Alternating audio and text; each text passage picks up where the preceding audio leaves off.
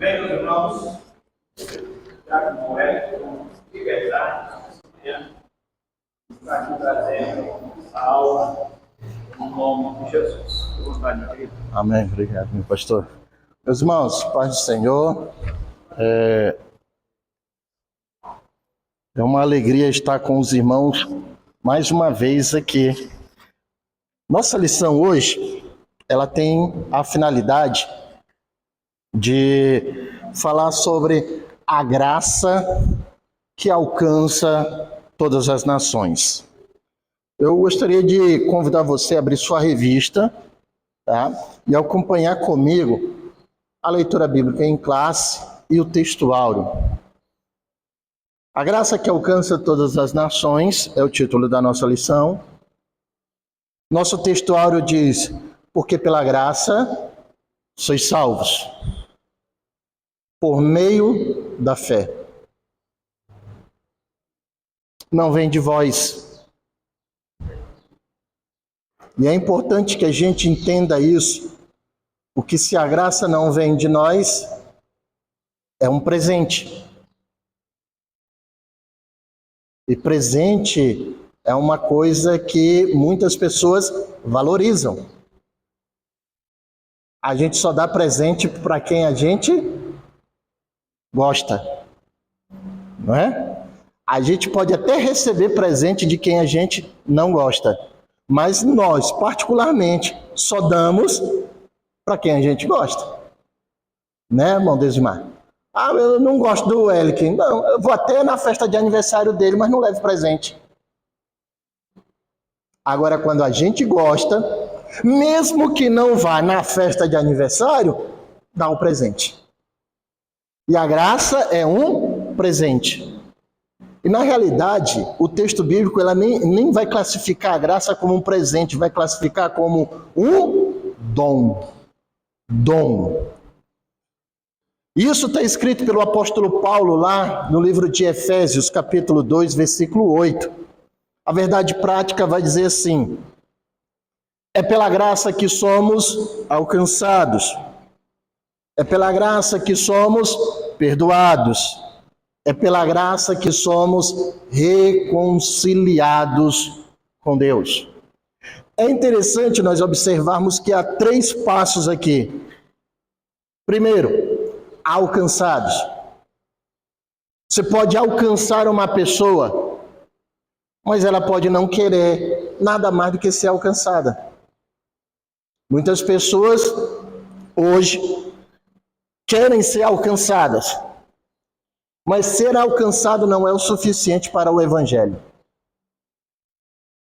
Ser alcançado é quando você fala para uma pessoa: vai andando na frente que já já eu encontro com você. E no meio do caminho, você chega na mesma distância que aquela pessoa chegou. Você a alcançou. Só que a verdade prática ela vai colocar 2 outras situações. Primeiro, nós somos alcançados. Depois, nós somos perdoados. A graça que alcança provoca perdão. Só é perdoado aquele que é alcançado. Mas mesmo tendo o perdão dos pecados, ainda não é o suficiente. Porque eu posso ter o perdão do pecado, eu posso ter o perdão da falta. Mas o próprio texto bíblico diz: não havendo condições de viver em paz, perdoe e deixe de conviver.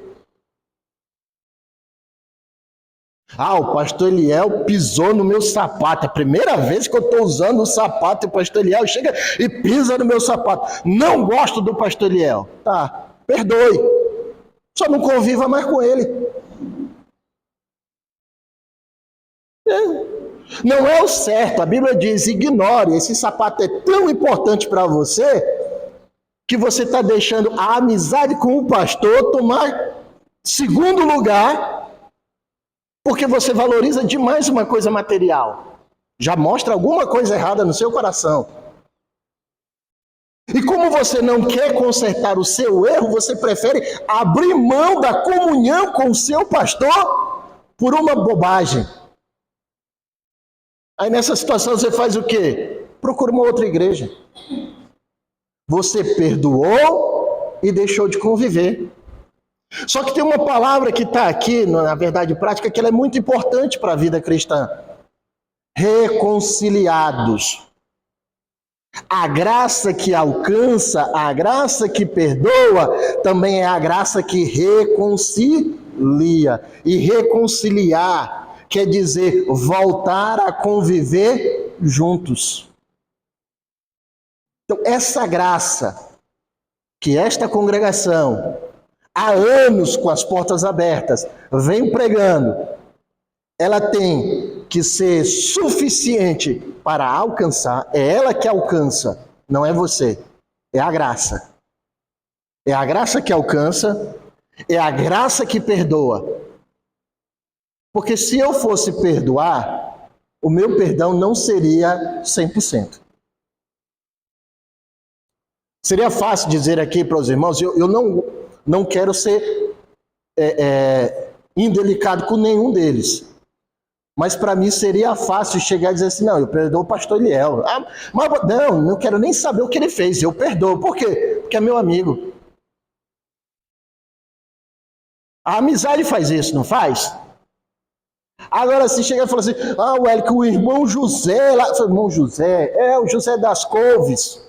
Eu não conheço ele. Não, ele pediu perdão. Não, irmão, aí a gente tem que ver, né? Tem que sentar, tem que ver direitinho o que foi que o irmão José fez. Não é assim? O nosso coração, quando é nosso amigo, a gente perdoa, mas quando não é tão próximo de nós, a gente coloca umas certas barreiras. E a graça que alcança, ela derruba barreiras. A graça que alcança, ela perdoa. A graça que alcança e perdoa também faz a gente conviver com as pessoas. A graça é isso. Eu tenho por hábito dizer algumas vezes que muitas pessoas não têm sucesso na hora da evangelização, porque sempre vão evangelizar e levam consigo para o evangelismo um pedaço de pau e 3 pedras na mão. Aí fica fácil evangelizar, né? Você está sempre acusando, você está sempre acusando. E não foi assim que Jesus nos alcançou. Quando Jesus nos alcançou, ele nunca nos acusou, ele sempre disse assim, o teu coração pede perdão, eu sou o perdão que o teu coração pede. A graça, ela não acusa, a graça perdoa. Nós fomos alcançados não por causa dos nossos pecados, fomos alcançados pelo amor representado na graça. A graça alcança, a graça perdoa, mas a graça também exige reconciliação. E reconciliar está ligado a viver junto. Aí eu não posso frequentar o mesmo ambiente que fulano. Repare bem no que o seu coração está dizendo. De repente, você está deixando a graça sair do seu coração. Atos capítulo 15, versículo 1 ao 5, 28, 29 e 36 e 39 diz assim: Então, alguns que tinham descido da Judéia ensinavam assim os irmãos: Se vos não circuncidardes conforme o uso de Moisés, não podeis salvar-vos. Tendo tido Paulo e Barnabé não pequena discussão e contenda contra eles, resolveu-se que Paulo, Barnabé e alguns dentre eles subissem a Jerusalém aos apóstolos e aos anciãos sobre aquela questão. E eles, sendo acompanhados pela igreja, passaram pela Fenícia e por Samaria, contando a conversão dos gentios, e davam grande alegria a todos os irmãos. Quando chegaram a Jerusalém, foram recebidos pela igreja e pelos apóstolos e anciãos. e lhes anunciaram quão grandes coisas Deus tinha feito com eles. Alguns, porém, da seita dos fariseus, que tinham crido, se levantaram, dizendo que era necessário circuncidá-los e mandar-lhes que guardassem a lei de Moisés. Versículos 28 e 29 de Atos 15 diz: na verdade, pareceu bem ao Espírito Santo e a nós não vos impor mais encargo algum, senão estas coisas necessárias: que vos abstenhais das coisas sacrificadas aos ídolos, e do sangue, e da carne sufocada, e da fornicação. Destas coisas fareis bem se vos guardardes. Bem vos vá. Versículos 36 a 39. Alguns dias depois, Paulo disse a Barnabé: tornemos a visitar nossos irmãos por todas as cidades em que já anunciamos a palavra do Senhor, para ver como estão. E Barnabé aconselhava que tomassem consigo a João, chamado Marcos. Mas a Paulo parecia razoável que não tomassem consigo aquele que desde a Panfilha se tinha apartado deles e não os acompanhou naquela obra. E tal contenda houve entre eles, que se apartaram um do outro.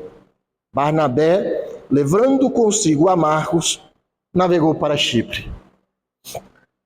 Meus irmãos, esse texto, à primeira vista, pode ser um pouquinho complexo. Mas vamos lá. O que é graça?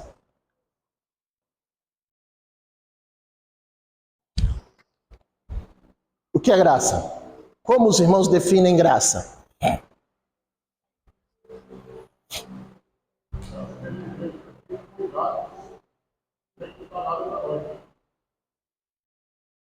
É uma coisa que lhe foi dado sem custar nada para você. Mas é de graça? Não. Alguém paga. Exatamente. Alguém paga. A graça é exatamente isso. Quando... Vou fazer um parênteses aqui. Eu usei a analogia do presente e ela é muito interessante. Há um estudo que diz que há uma arte em presentear as pessoas. E a verdadeira arte de presentear a pessoa está relacionado com o valor do presente. Quando você presenteia uma pessoa, o valor do presente diz muito. Não é o presente em si, mas o valor do presente. Eu vi uma vez um cidadão receber uma miniatura de um carrinho. Miniatura de um carrinho. Aí, R$30. E a pessoa que recebeu aquele miniatura de carrinho ficou tão feliz, que chorou. Aí você falou assim: nossa, mas um presente de R$30 vai fazer uma pessoa chorar? Falou: sim. Porque aquele presente despertou um gatilho emocional no coração daquela pessoa. E era, sem que a pessoa soubesse, a pessoa que deu o presente não sabia, que aquele carrinho era a cópia, a réplica de um carro que o pai do cidadão tinha quando esse cidadão era criança. E o cidadão teve muitas boas memórias com aquele carro. Aquele carro era o gatilho para muitas coisas boas que tinham acontecido na vida dele. E ele considerou aquele presente que aos olhos de muita gente era R$30, ele considerou o presente mais valioso que ele ganhou na vida. Então veja que o presente às vezes não tem valor para quem dá, mas tem valor para quem recebe.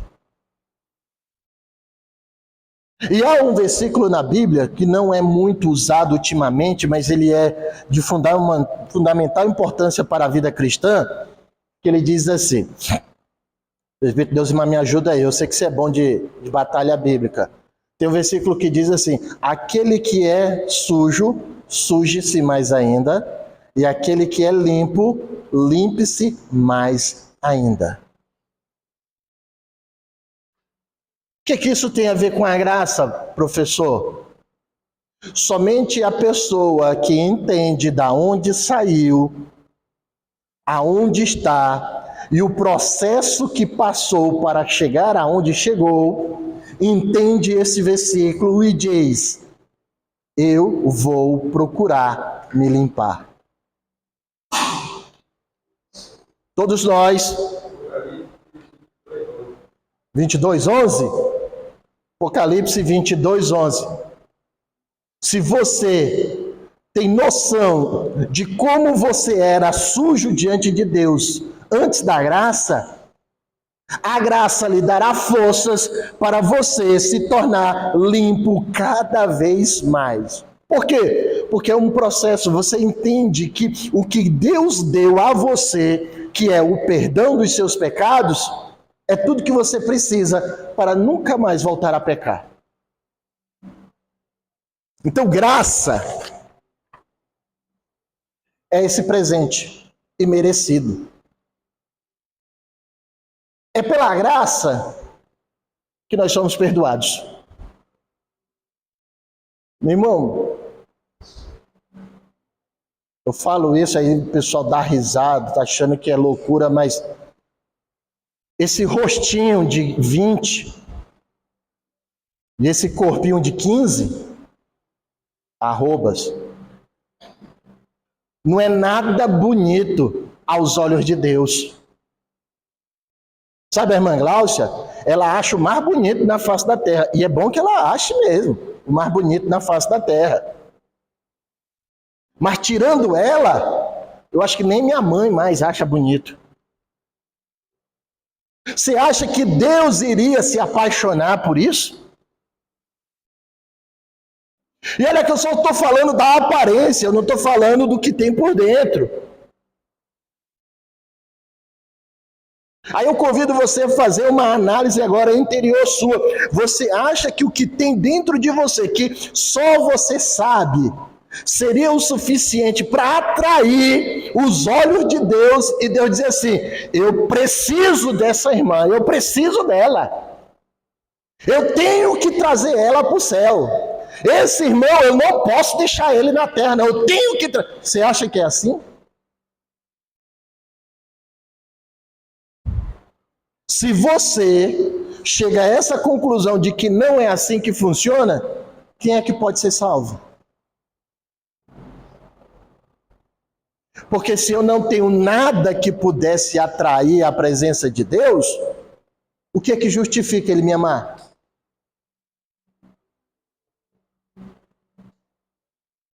Aí entramos num ponto aqui, né, que muita gente não entende. Amar não é um ato. Amar é uma decisão. Deus decidiu nos amar e não importa o que a gente faça para efeito da salvação, não importa o que a gente faça, o amor de Deus não diminui por nós. Com todo o respeito pela amizade que eu tenho ao presbítero Deusmar. Ah, mas o Deusmar é pecador. Não interessa quantos pecados ele cometa. O meu amor por ele é intocável. Entenda que os nossos pecados não diminuem o amor de Deus por nós. Ele continua nos amando.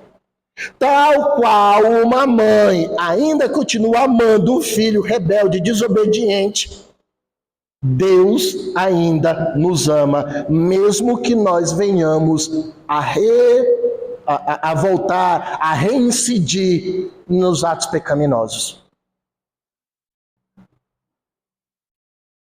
A graça perdoa.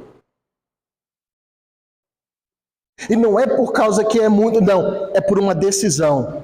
Deus decidiu nos amar. E pronto. É uma decisão dele. Não importa o que eu faça, é ele que diz, eu ainda te amo. E isso é sério, irmãos, porque muitas pessoas que convivem com a gente olham para a gente e falam assim, abandona fulano. Não, não é assim não. Há uma diferença entre pregar o evangelho com insistência e pregar o evangelho com persistência. A graça não insiste, a graça persiste. Persistir quer dizer que eu estou lá todo dia. A insistência quer dizer que eu estou incomodando.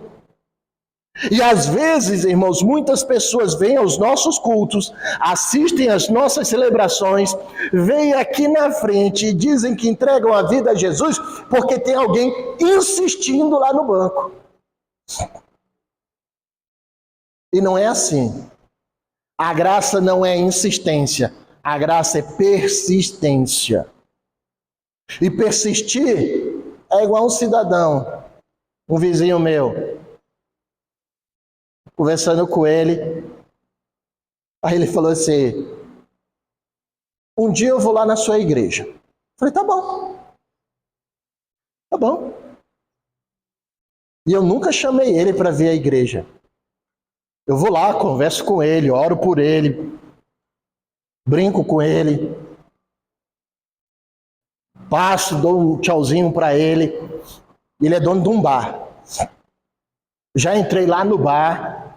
E tem gente que olha e fala, não, eu não vou entrar no bar não. Eu entrei lá no bar. E lá dentro do bar eu fiz uma oração por ele. E aí ele olha para mim e fala assim, um dia eu vou na sua igreja. Eu falei assim, rapaz, não estou preocupado em você ir lá na minha igreja. Eu estou preocupado em você mudar a sua vida. Você está melhor? Ele falou, depois daquele dia que você orou por mim, muita coisa melhorou. Eu falei assim, isso é que é mais importante. Está vendo a diferença de persistir e insistir? O persistir está dizendo, não, o tempo que você quiser, eu vou estar aqui do seu lado. Na hora que você disser, vamos para a igreja, eu falo, vamos. Mas não é porque você não quer ir para a igreja que eu vou largar a mão de você. Eu estou aqui do seu lado. Irmãos, e vou ser sincero com vocês. Se ele me chamar para dizer, senta aí, vamos beber uma cerveja, eu falo, não, a cerveja você bebe sozinho. Mas eu sento com você, faço companhia para você. Por quê? Porque persistir é isso. É estar do lado da pessoa, mesmo que a pessoa erre.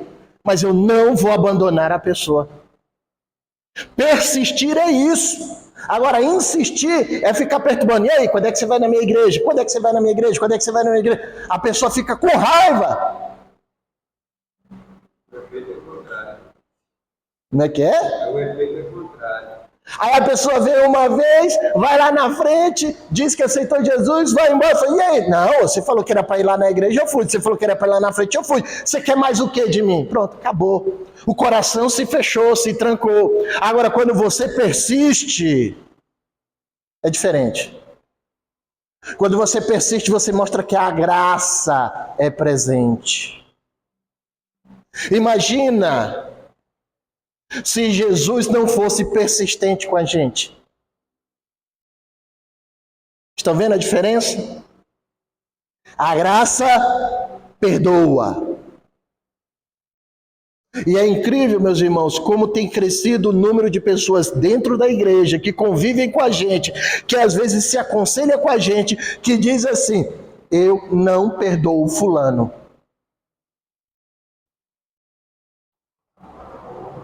Entendeu? Uma vez, eu lembrei de uma situação aqui agora.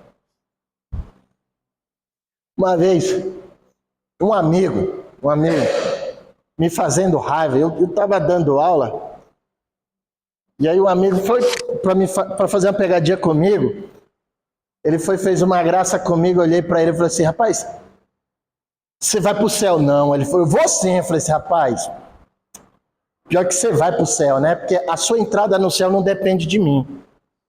Mas vou dizer uma coisa para você. Ainda bem que lá no céu tem um rio.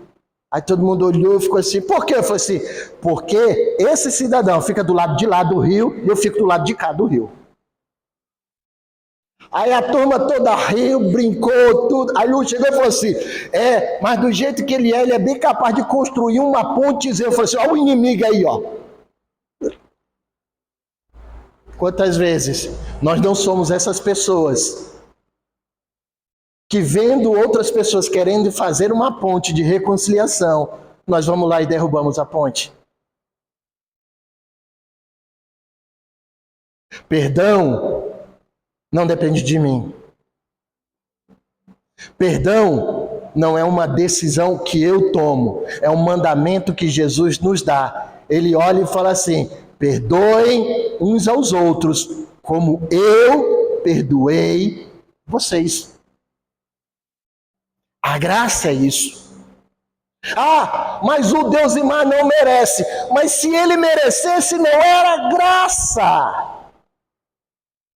É por isso que ele valoriza tanto a graça, porque ele sabe que ele não é esse rostinho bonito que todo mundo olha. Esse rostinho bonito que você vê no espelho não é o suficiente para que Cristo te ame. Ele te ama por uma decisão. Falou assim, é feio, mas eu vou amá-lo. E aí é engraçado que essa mesma graça justifica. E justificar, irmãos, é um ato que está depois do perdão, mas que muito crente ainda não aprendeu a exercitar. Justificar quer dizer que o seu passado não está mais sujo.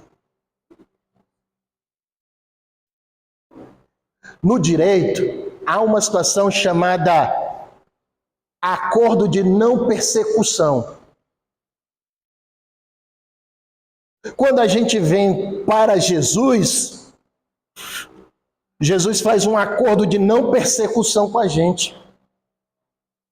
Acordo de não persecução quer dizer assim, Wellington, a partir de agora, eu não levo em conta todos os seus erros até aqui.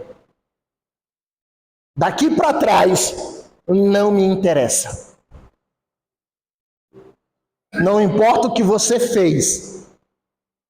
Daqui para trás, não me interessa.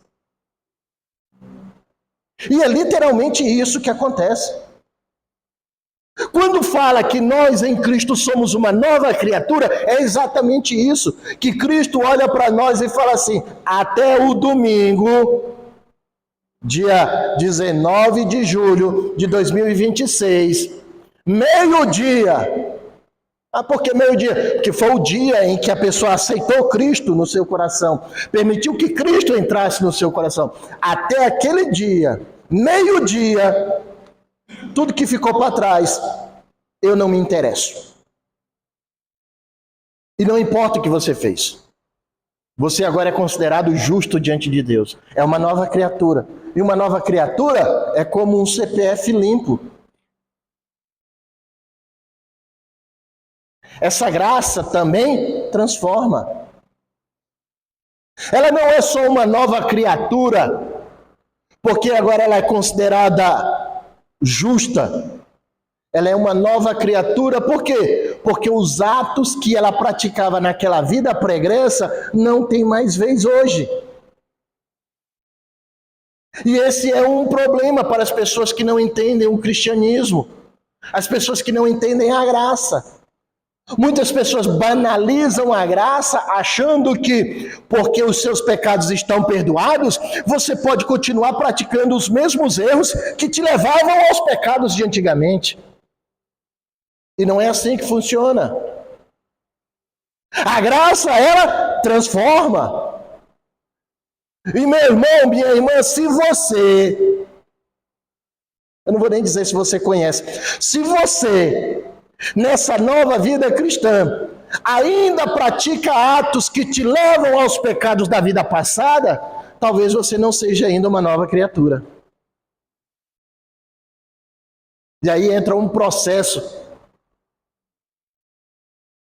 que é o processo da santificação. Deus já disse para você que você é uma nova criatura, mas você ainda não se convenceu dessa nova criatura que você é. A graça conduz a uma vida santa e piedosa.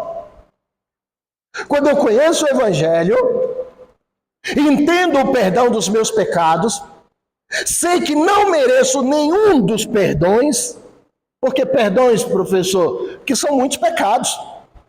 E para cada pecado é um perdão. Então veja, irmãos, que não é um perdão só generalizado, não. A graça, ela é individual e ela é particular. O pastor disse que era para botar a cadeira assim. Você chega e coloca a cadeira assim. Pronto. Assim. Mas o pastor disse, não, mas é assim que vai ficar. Esse ato de rebeldia precisa de um ato de perdão. Não é generalizado, não é um pacotão, não.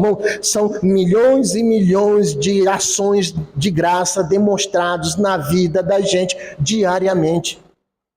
Para cada errinho seu, tem um perdão de Deus. Vou botar aqui, senão o pastor não perdoa, né? A graça leva para uma vida santa. Por que uma vida santa? Porque se era para viver com as ações que levavam ao pecado, não haveria necessidade de graça. Não é uma nova vida?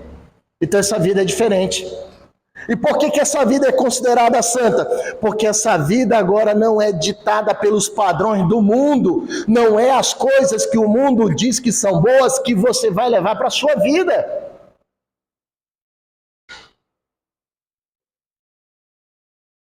Esses dias eu estava em casa e a Gláucia tinha passado numa loja, pegado umas roupas incondicional e pediu para que eu experimentasse. E aí, você gostou de alguma? Eu falei assim, não. Mas eu gostei dessa camisa. Eu falei assim, tá, mas eu não gostei da camisa. Você devia ficar com essa camisa. Eu olhei para ela e falei assim, por que eu devia ficar com a camisa? Porque você gostou? Eu falei assim, você está preparada para ver essa camisa apodrecer no guarda-roupa? Aí ela, por quê? Eu falei, porque eu não vou usar. E assim, a discussão na casa é desse jeito mesmo, irmãos. Ela olhou, sério? Você não vai usar? Eu falei, não. Por quê? Porque eu não gostei. Por que eu vou usar uma roupa que eu não gostei? Aí ela olhou e falou assim, então eu nunca mais compro uma peça de roupa para ti. Eu falei assim, obrigado, não tem problema. Pode deixar que eu mesmo compro. Pode deixar que eu mesmo compro, não se preocupe não. Aí ela olhou assim, ela falou assim, quantas vezes você já usou peça de roupa que perguntou para mim e eu disse que não gostava e você olhou para mim e disse assim, mas eu gostei e eu vou usar, e eu fiquei calado. Quantas vezes? Ela emudeceu na hora, eu falei assim, então, a vida do cristão é exatamente isso, irmãos. Não adianta querer colocar uma peça de roupa na vida do outro, se o outro não quer vestir aquela roupa. A santidade é a roupa do crente. Tem gente que não quer ser crente. E tem gente que quer ser crente, mas não quer ser santo. Dá para ser crente sem ser santo? Dá. Crente é todo aquele que acredita em alguma coisa. Agora, irmãos, preste atenção. Entenda que no céu não entra crente. Você já viu alguém dizendo que no céu entra crente? Você já viu, essa pessoa mentiu para você, porque no céu não entra crente. No céu entra santo. E santo é diferente de crente. Santo é aquele que toma para si a roupa do cristianismo e a veste. Ah, eu não vou fazer isso. Por que eu não vou fazer isso? Porque isso não condiz com o cristianismo. Isso vai manchar o cristianismo. Isso vai sujar o cristianismo. Isso vai macular a minha vida. Então, você conscientemente não pratica mais aquele ato. Não é porque o pastor disse que você não pode mais praticar, não. É você conscientemente diz, essa roupa eu não quero mais vestir. E a vida do crente é piedosa por quê? Porque ele não pensa no seu querer. O ato de ter piedade de alguém é se colocar no estado de miséria do outro. Quantas vezes nós orando, dissemos, Senhor, tenha piedade de mim. É a gente querendo que Jesus volte para esta terra, abandone o seu trono de glória, entre mais uma vez neste mundo, encarne nesse corpo maldito que a gente carrega e sinta os efeitos do pecado que a gente praticou, para que a gente possa olhar para ele e dizer assim, Senhor, perdoa. Para que a ira de Deus não se acenda contra nós. Isso é o que acontece quando a gente fala, Senhor, tenha piedade de nós.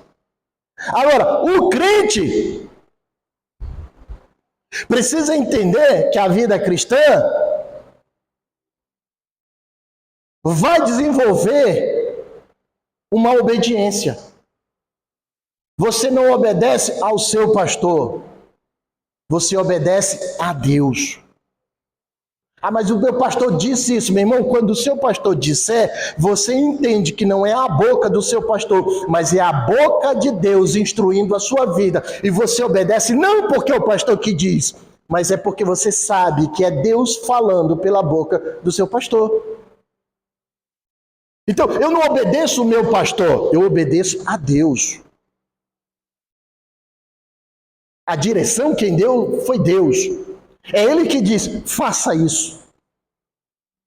E é uma instrução bíblica, 1 Pedro 5, 15 e 16, que diz, sejam santos, porque eu, o Deus de vocês, sou quase santo. É isso que está lá, né?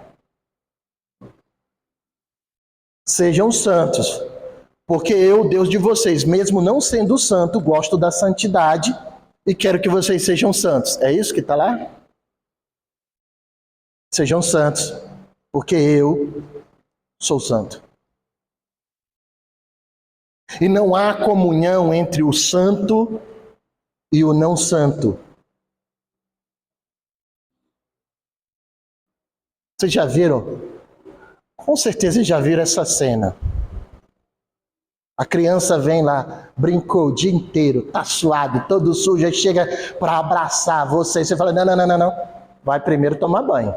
Não quero abraço seu não, porque você tá sujo, você tá imundo. É desse mesmo jeito.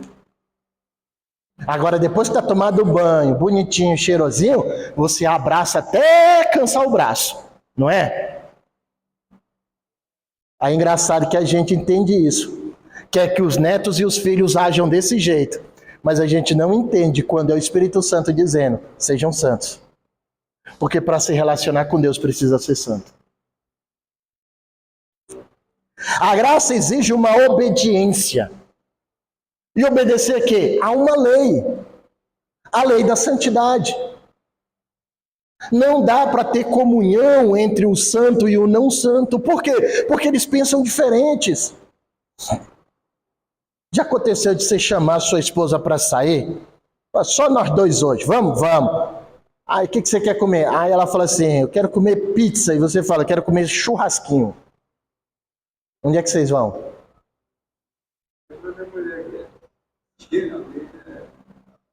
Alguém vai ter que ceder, não vai? Dá para ir os dois para lugares diferentes? Não dá. Alguém tem que ceder. E na vida cristã, é bom que nós sempre sejamos aquele que cede. Por quê? Porque o próprio texto bíblico diz assim: eu é que sei os pensamentos que tenho sobre vocês. Pensamentos que não são para o mal, mas para o bem de vocês. Então, quando eu abro mão para fazer aquilo que Deus quer, eu estou investindo naquilo que é bom para a minha vida. A graça que nos alcança, ela não conhece barreiras. Barreiras éticas, barreiras culturais ou barreiras religiosas. O que é uma barreira ética? Talvez a barreira ética seja você pregar no seu ambiente de trabalho. Não é ético. Não é ético você levantar a mão lá na hora do bandejão, do almoço, e ficar falando com as pessoas que as pessoas são pecadoras e que se elas não se arrependerem, elas vão para o inferno. Não, isso não é ético. Mas não é porque tem uma regra ética que você não vai pregar o evangelho no ambiente de trabalho. Sabe aquele intervalo? Eu vou ali no banheiro rapidinho, aí passa na cozinha, toma um gole de café, conversa uma coisa com uma pessoa. Ali, naquele pequeno intervalo, você prega o evangelho. Simples. Ou tal qual eu fiz. É ético entrar num bar? Para um cristão talvez não seja ético. Mas eu entrei no bar, conversei com o dono do bar, tinha clientes no bar. Eu não levantei a voz e fiz uma oração para todo mundo ouvir, não. Eu cheguei no balcão, peguei a mão dele, segurei a mão dele e orei ali, baixinho com ele. Pronto. Quando não der para contornar as regras da ética, o Espírito Santo vai dar autoridade para você quebrar as regras da ética. Mas entenda que é uma decisão do Espírito Santo, nunca é sua. O Espírito Santo é estrategista. Ele vai dar estratégias para você alcançar as pessoas. Tem uma empresa aqui no Brasil, esse mundo que a gente está vivendo já tão destruído, tão perturbado, tem um empresário aqui no Brasil que está sendo processado pelo Ministério Público do Trabalho, porque ele permite que se faça orações na empresa dele. Olha o nível que chegou.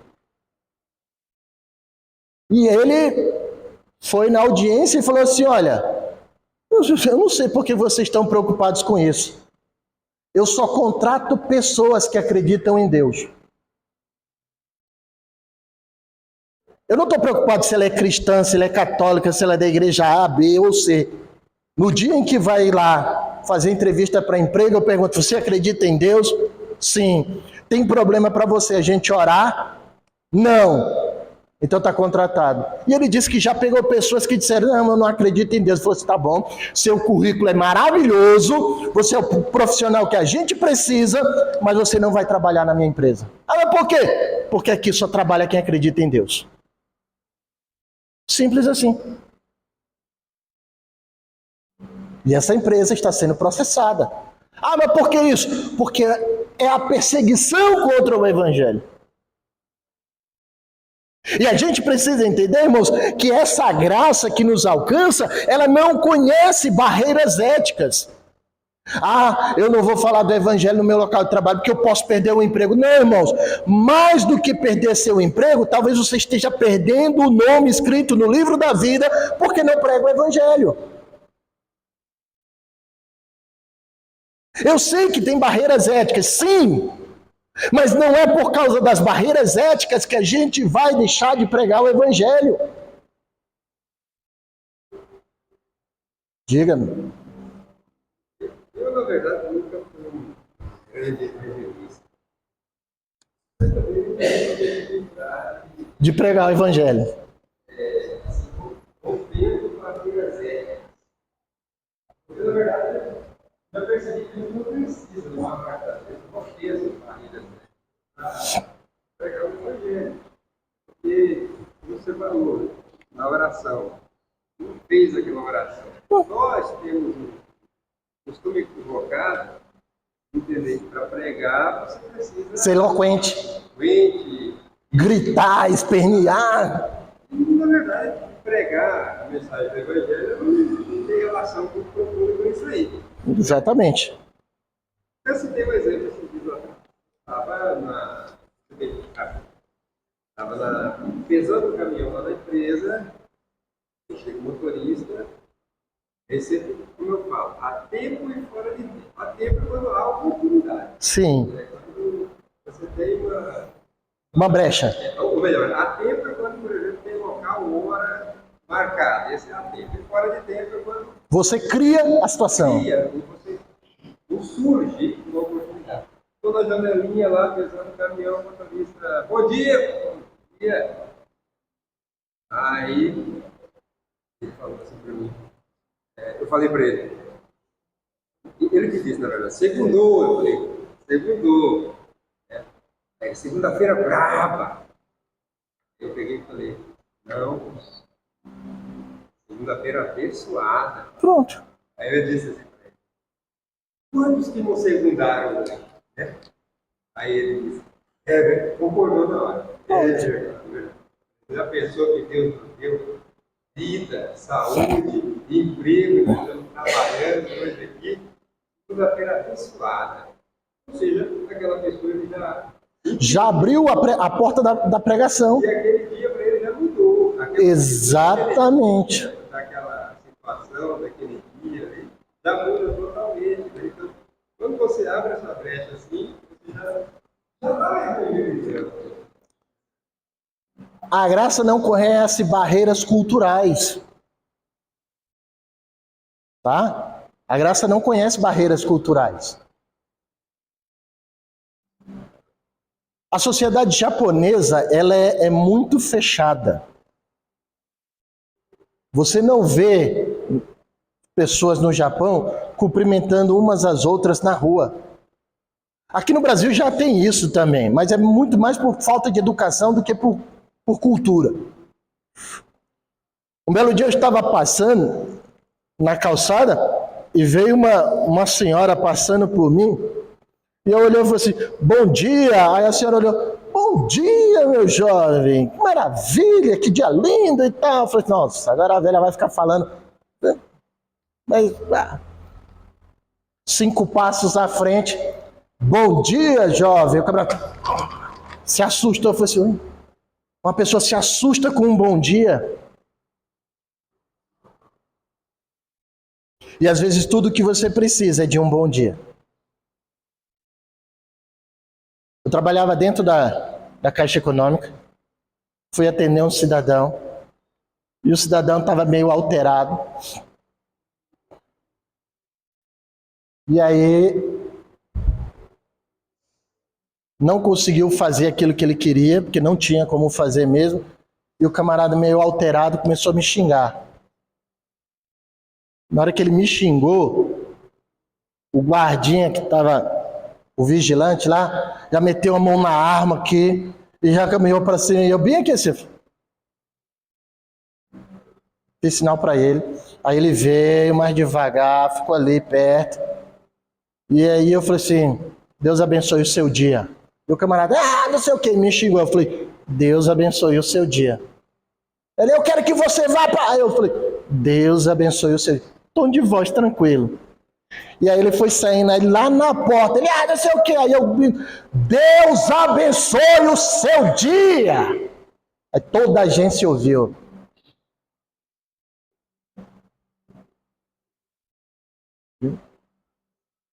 Aquilo foi uma coisa maravilhosa. Era um dia complicado. Sabe quando você vai numa segunda-feira na Caixa Econômica Federal e tá assim de gente? Era um dia exatamente aquele. Aí o povo fica impaciente. Eu não sei por que fica impaciente. Você senta lá, sai de lá com a bunda quadrada no formato da cadeira. Eu não sei por que fica impaciente. Podia ser pior.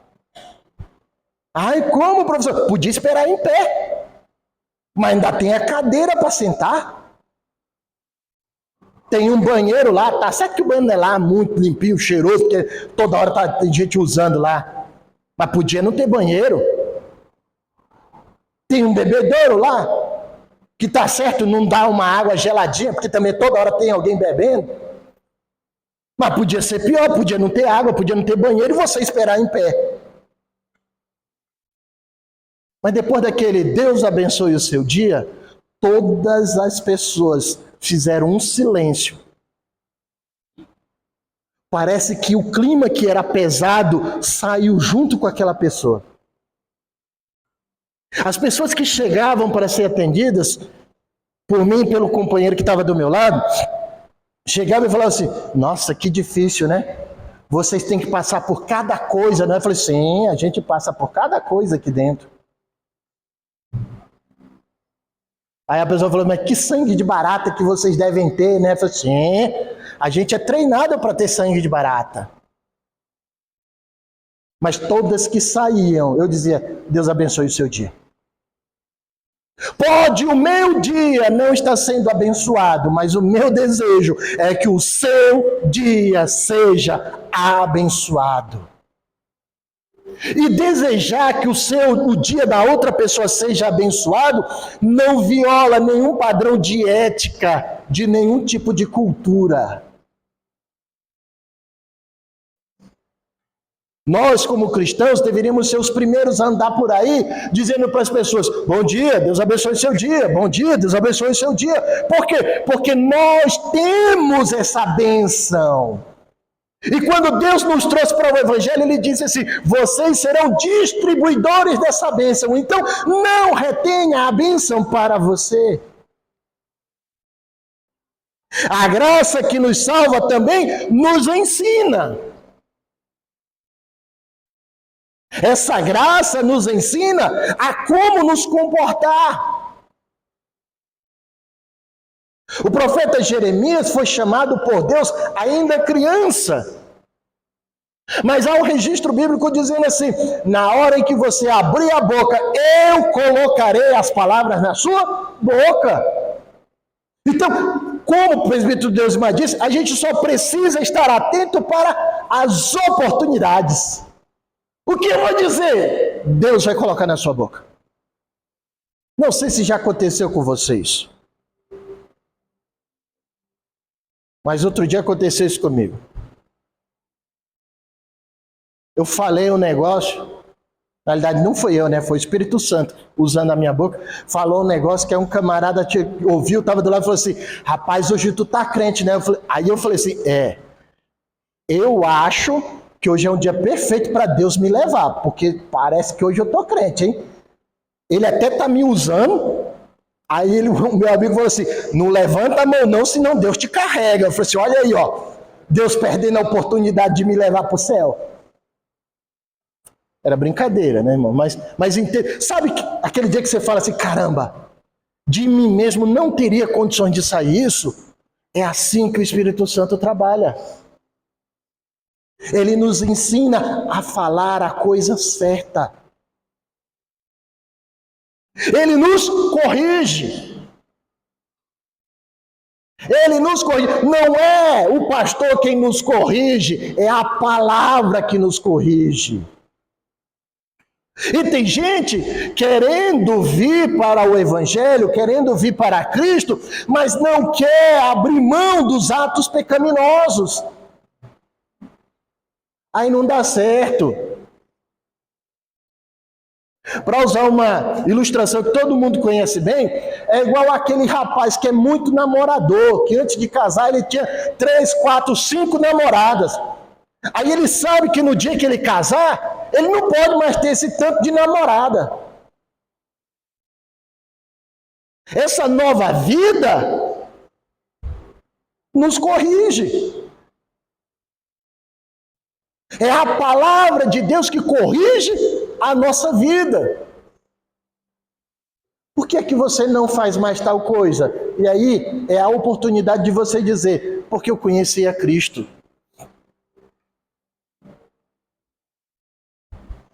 Vou dar um exemplo para vocês. Tatuagem é um assunto muito delicado dentro da igreja. Embora a Bíblia não proíba expressamente, ela também não permite expressamente. É um assunto que está lá, oculto. Mas tem um cidadão que era cantor de uma banda de rock muito famosa no Brasil, que se converteu. E ele disse que estava numa entrevista e perguntaram para ele sobre tatuagem. E aí ele deu uma explicação maravilhosa, que eu gosto demais dessa explicação. Ele chegou e falou assim, olha, eu não tenho nada contra tatuagem. Ele falou assim, e por que você não faz mais tatuagem? Ele falou assim, eu não faço tatuagens mais porque o Espírito Santo de Deus mora dentro de mim e ele não quer que eu faça tatuagem. Agora, se o Espírito de Deus que mora dentro de você quer que você faça uma tatuagem, vá lá e faça a tatuagem, mas faça a tatuagem que ele quer.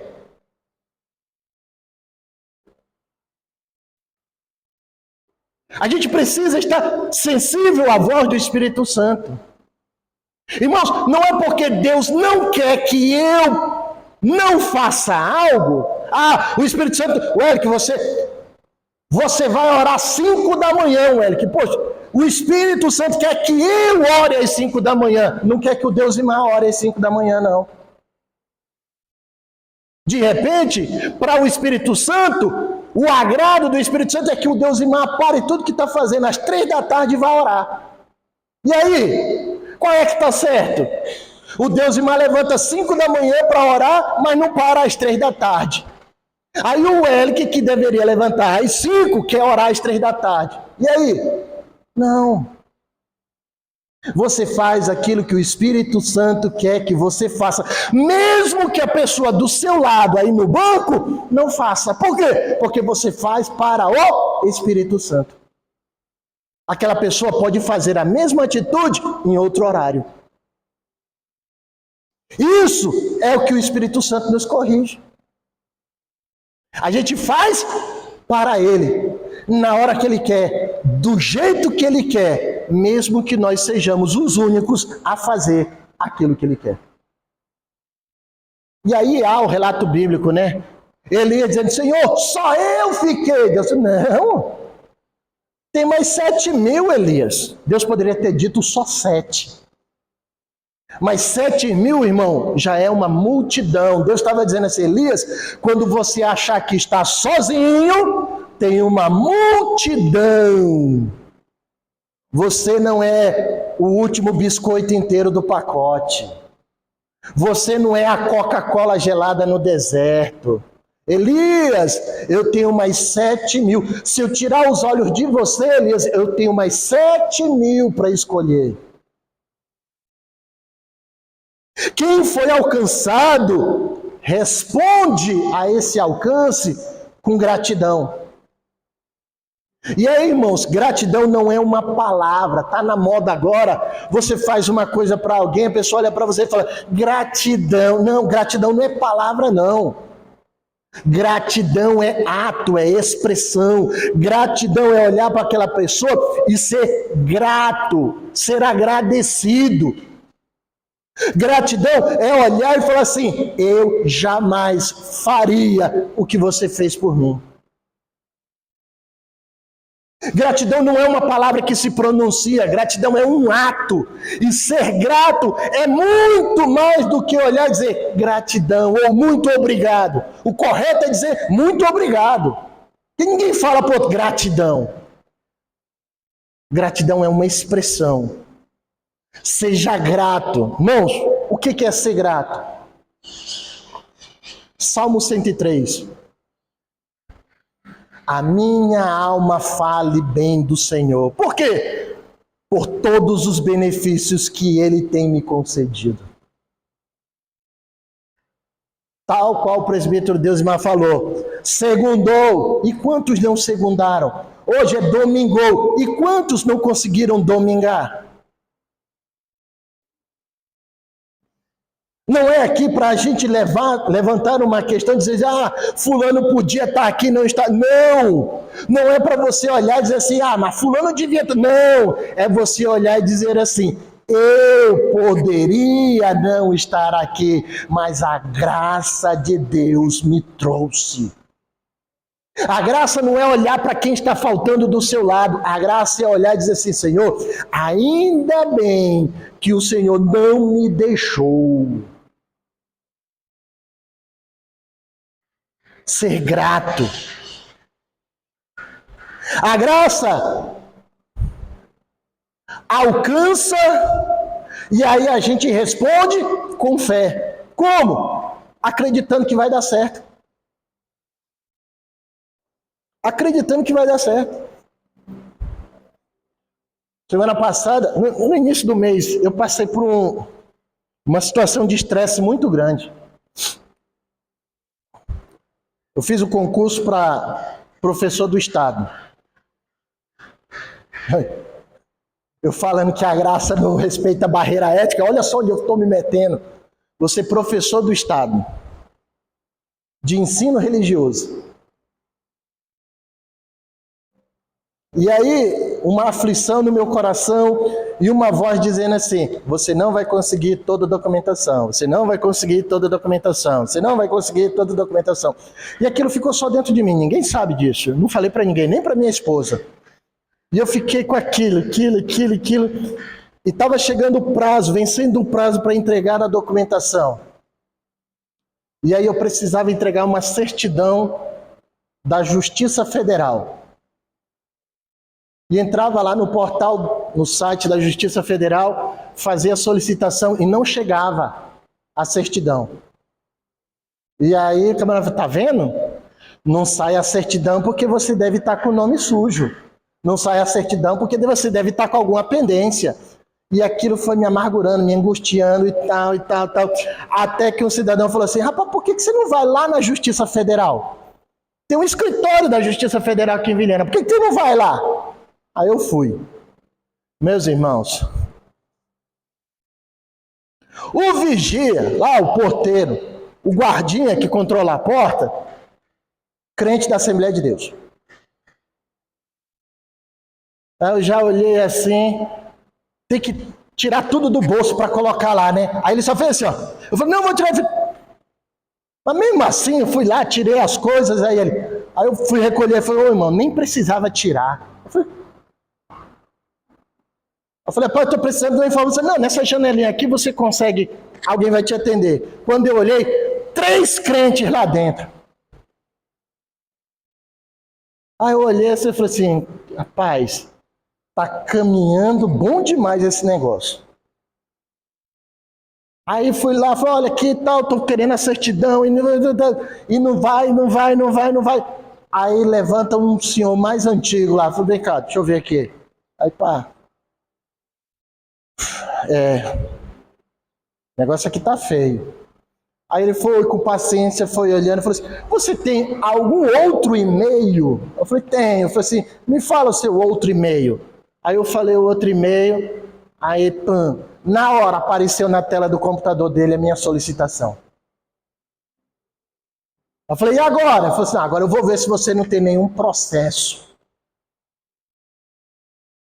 Aí eu falei assim, meu Deus, agora, Jesus, nessa altura do campeonato. Aí ele, não tem nenhum processo não, Você solicitou quantas vezes? Eu falei, umas 500, vai ver que foi isso. Deu um congestionamento de solicitação e é só pra gente ver que é a mesma pessoa. Aí eu falei, beleza, tal. E aí, a certidão? Eu falei, não, já tá no seu e-mail. Eu falei, como é que é? Eu falei, não, já respondi aqui, pode ver aí. Antes de sair, já estava lá a certidão. Aí quando eu saí, o Espírito Santo falou assim, por causa de um e-mail errado, você estava perdendo a paz de espírito. Irmãos, essa graça que nos alcança, ela produz em fé, ela produz uma fé em nós, que é inabalável. Quando Deus diz está perdoado, é porque está perdoado. E o inferno inteiro pode se levantar e dizer para você: você é pecador, mas lá no céu está escrito que está perdoado. A gente tem que acreditar nessa fé que transforma as coisas. A tarefa do inimigo é lançar dúvidas, mas a nossa tarefa é acreditar no mar das dúvidas que o inimigo lança. Não olhe para as dúvidas, olhe para Cristo. Eu tenho um amigo que ele diz assim: rapaz, se Deus disse que é, então é. Como vai ser, eu não sei. Mas é.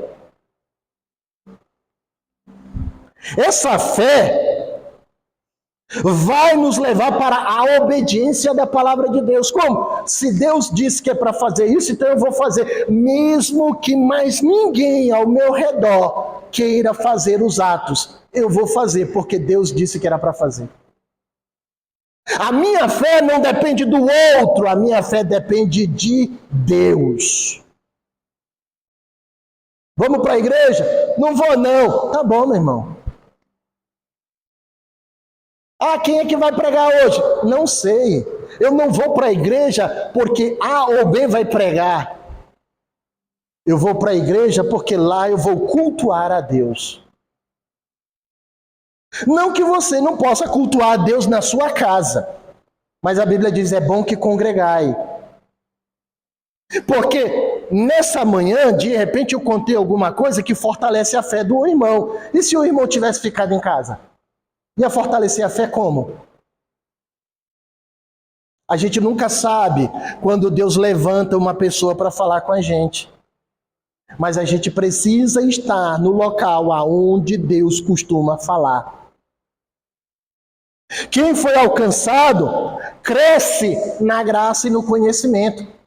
Pedro vai dizer: cresçam na graça e no conhecimento. Está lá na sua segunda epístola, capítulo 3, versículo 18. O que é crescer na graça e no conhecimento? Primeiro, cresça na graça. Cresça na espiritualidade, mas não abandone o conhecimento. Orar é bom? É. Ler a Bíblia é bom? É. Mas fazer um cursinho de teologia também é bom. É bom.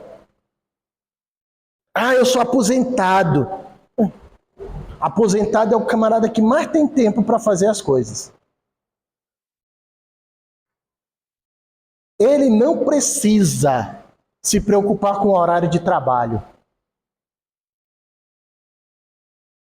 Aposentado, meu irmão, é sério. Talvez aqui eu vá dar uma chicotada em quem que talvez não esteja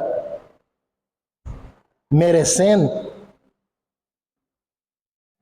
Mas a gente espera dos jovens, das crianças, dos irmãos adultos, a pregação do evangelho, mas quem tem tempo é os aposentados.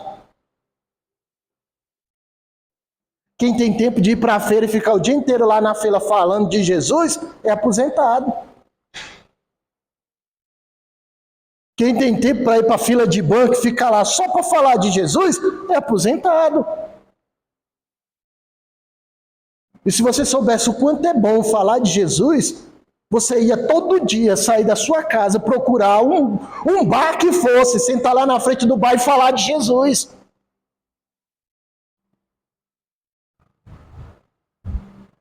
Crescer na graça é não abrir mão de ouvir a voz do Espírito Santo, mas crescer no conhecimento também é saber o que falar, ter conhecimento bíblico.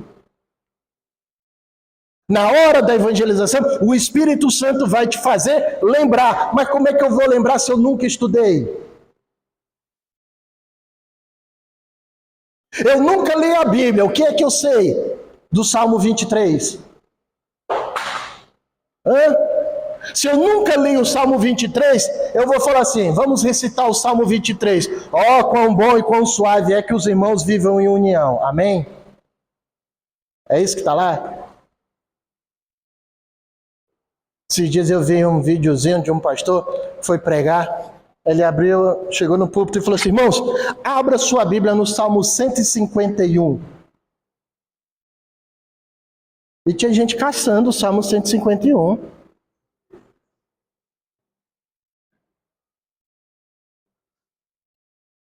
Isso é conhecimento. Conhecimento é você saber que o livro dos Salmos é só 150. É você saber que Mateus fica no Novo Testamento. É você saber que o Obadias é um profeta menor. É você saber que Malaquias é um dos profetas menores, está lá no Antigo Testamento. Isso é conhecimento. É você saber que o Salmo 23 é a expressão máxima de Davi, representando Deus como um pastor que cuida de tudo. Crescer na graça e no conhecimento. A graça que nos alcança, ela nos faz buscar a Deus em tempo oportuno.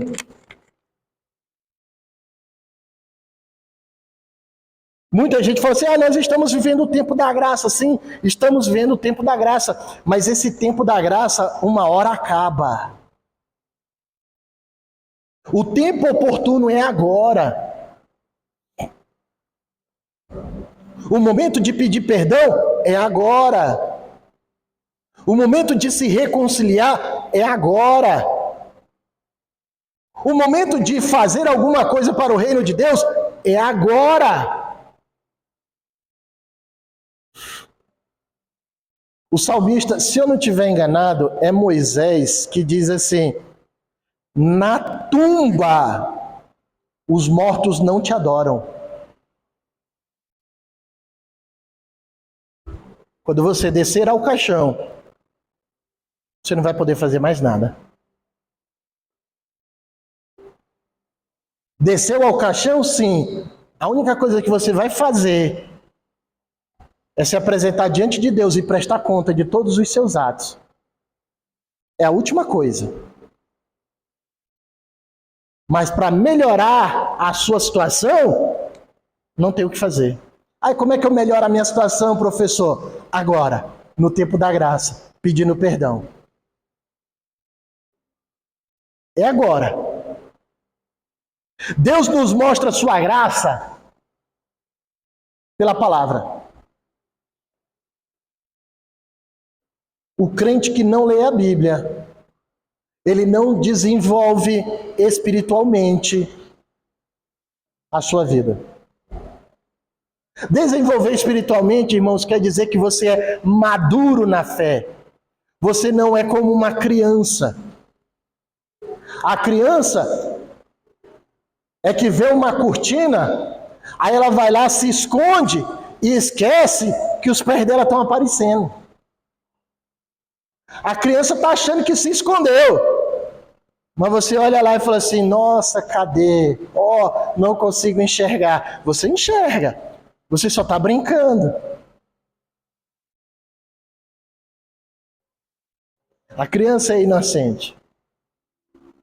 Ela está com a boca toda lambuzada de bolo de chocolate. Aí você fala assim, comeu? Não, não comi. Comeu? Não. A palavra de Deus nos torna maduros. É a palavra de Deus que produz a mudança em nós. É quando eu falo com o Espírito Santo que ele chega para mim e fala assim, isso aqui você tem que melhorar. E é eu que tenho que melhorar mesmo, irmãos. Porque ele vai me dar as forças e a direção para melhorar. Mas eu preciso executar aquela ação. Por quê? Porque o ato de pecar é uma ação minha. E o ato de santificação também é uma ação minha. Santificar quer dizer deixar de praticar o pecado. É engraçado, presbítero Desmar, que a gente entende que pecar é uma decisão nossa. Mas aí a santificação é responsabilidade de Deus. Aí não funciona. Essa graça vai trabalhar nas nossas vidas para que a gente deixe de praticar o pecado.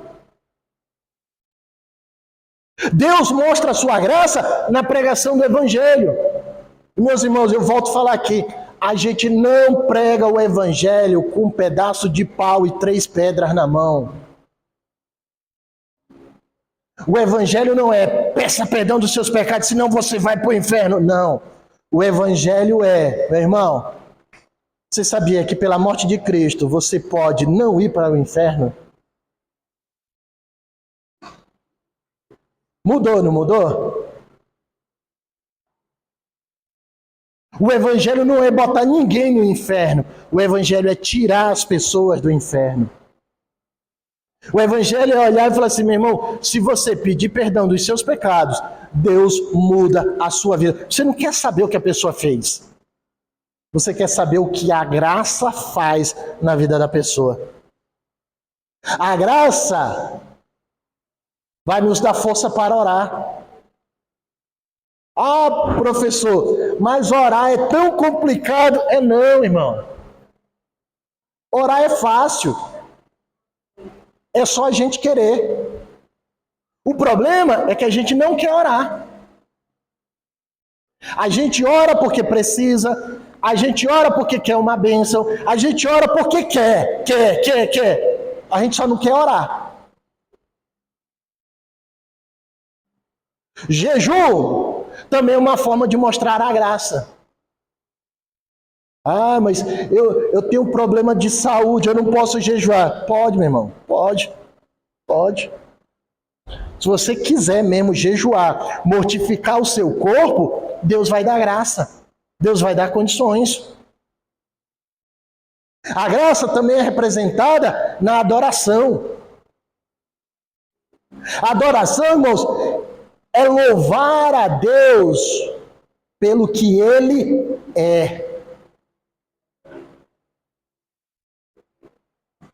E aí tem uma música que é muito bonita, que diz assim: se Deus fizer, Ele é Deus, se não fizer, Ele é Deus. Aí lá no refrão vai falar assim: não o adoro pelo que Ele faz, eu o adoro pelo que Ele é. Haja o que houver, sempre será Deus. Só que tem um problema aí, irmãos. Quem é que adora a Deus pelo que Ele é e deixa de fora o que Ele faz?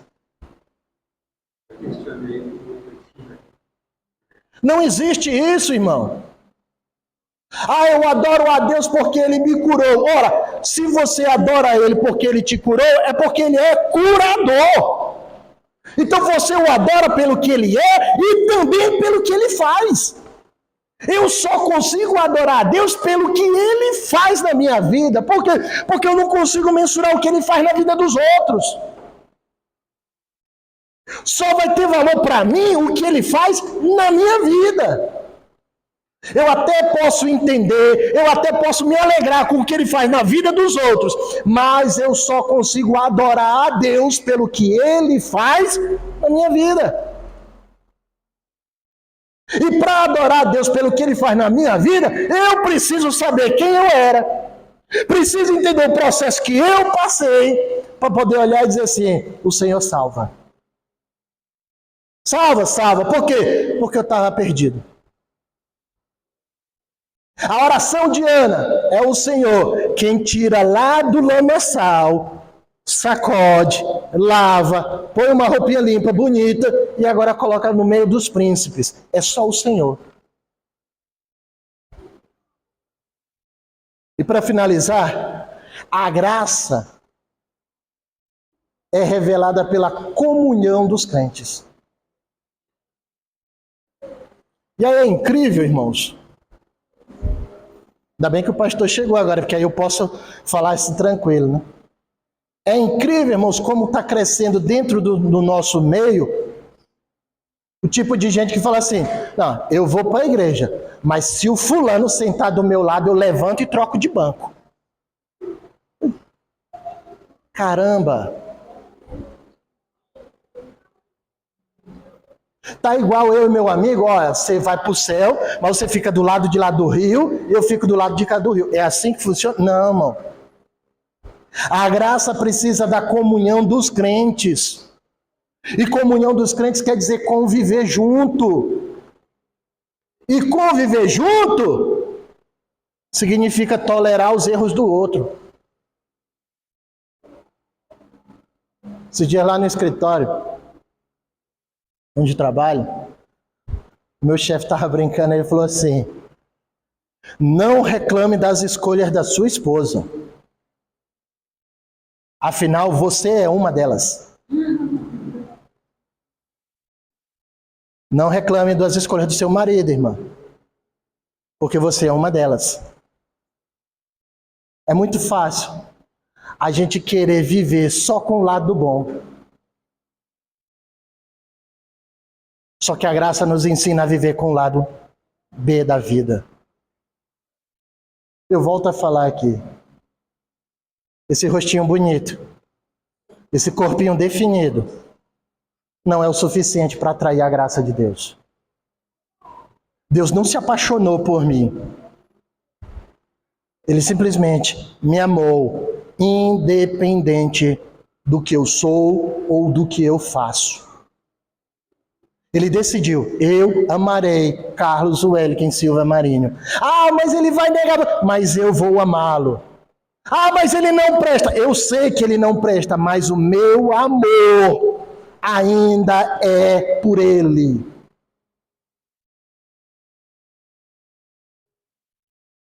Aí a gente quer amar a Deus, que não vê, mas não consegue amar o irmão que está do nosso lado. Que a gente pode até olhar e falar: nossa, Sebastião, gravata bonita. Ó, roupinha de ver Jesus. Ah, mas você veio ver Jesus, né? Ó, tá bonitinho. Não, não é assim, mano. Eu quero que Deus me veja, mas eu não quero ver o irmão que está do meu lado. Eu quero que Deus me leve a sério, mas eu não quero levar a sério o irmão que está do meu lado. A graça, ela vai trabalhar o lado B da coisa. Você não é esse partido bonitinho que você está tentando mostrar para os outros. Aí a graça vai dizer assim: mas eu vou colocar o Sebastião para conviver com o Wellington, porque o Wellington precisa aprender com o Sebastião. Não é o Sebastião que precisa aprender comigo, é eu que preciso aprender com ele. Por quê? Ah, o Sebastião é todo errado, o Wellington é mais. Porque na hora que eu olho para os erros do Sebastião, que eu falo assim: meu Deus do céu, como é que Deus pode perdoar o Sebastião? Aí o Espírito Santo chega e fala assim: e você é melhor do que ele? No quê? No que você é melhor do que ele? Porque se você está achando que ele é feio aos olhos de Deus, olha para o espelho da sua vida. Igual a você, o Sebastião é pecador. Igual a você, o Sebastião é mentiroso. Mentiroso. É mentiroso. Por quê? Porque quer dizer para os outros aquilo que ele não é. Irmãos, a graça é que vai nos ensinar a viver essa vida. Não há um manual de instruções para ser crente. Porque se tivesse, a gente lia e seguia a vida. O manual de instruções da vida do crente é dinâmico, é o Espírito Santo todo dia falando para a gente o que a gente tem que fazer. E se a gente não tiver sensível à voz do Espírito Santo, a gente sempre vai falhar em algum ponto. Já ouvindo, a gente falha. Imagina se não ouvir. É a graça. Essa graça alcança todos. Essa graça transforma. Essa graça perdoa. E essa graça dá fé para continuar a viver essa vida em Cristo Jesus. Amém? Senhor meu Deus, graças te damos pelo teu amor, pelo teu favor. Obrigado, Senhor, pela tua bondade para conosco. O Senhor tem sido maravilhoso. O Senhor tem sido generoso. O Senhor tem sido abundantemente gracioso sobre as nossas vidas. Que o teu amor e o teu favor recaia sobre nós, hoje e sempre. Amém.